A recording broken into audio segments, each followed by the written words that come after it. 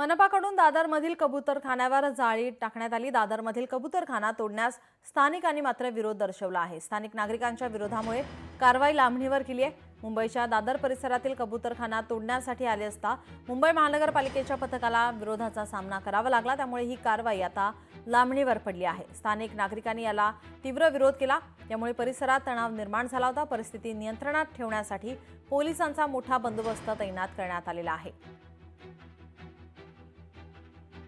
सरकारचं माहिती पण रोंग आहे, असं माणसाला वोट पण नाही देणार आम्ही।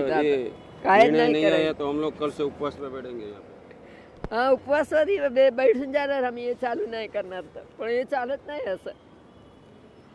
एवढा वर्ष झालं, आम्ही 17 वर्ष झालं तर मी बघते इकडे कबूतरांनाच खातो।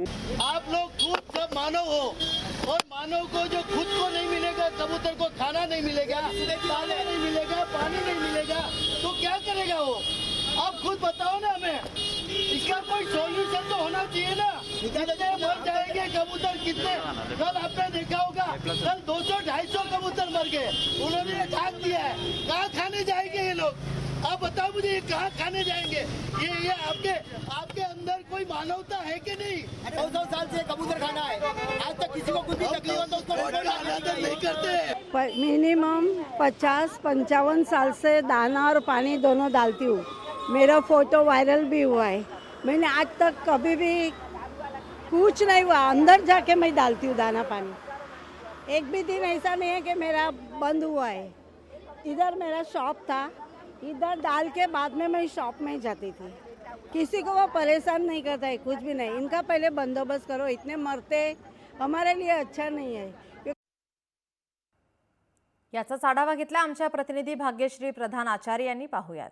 आपण आहोत आता दादरच्या कबूतरखान्याजवळ आणि काल इथे तणावपूर्वक शांतता पाहायला मिळाली। त्याचं कारण उच्च न्यायालयाने एक आदेश दिलेले आहेत की कबूतराला दाणा पाणी घालणाऱ्या सर्व नागरिकांवर गुन्हा दाखल करा, असे हे आदेश आहेत। त्यामुळे काल महापालिकेचे अधिकारी इथे येऊन कबूतरखाना बंद करण्यासाठी प्रयत्न करत असताना स्थानिकांनी मात्र त्याला तीव्र विरोध केलेला पाहायला मिळतोय।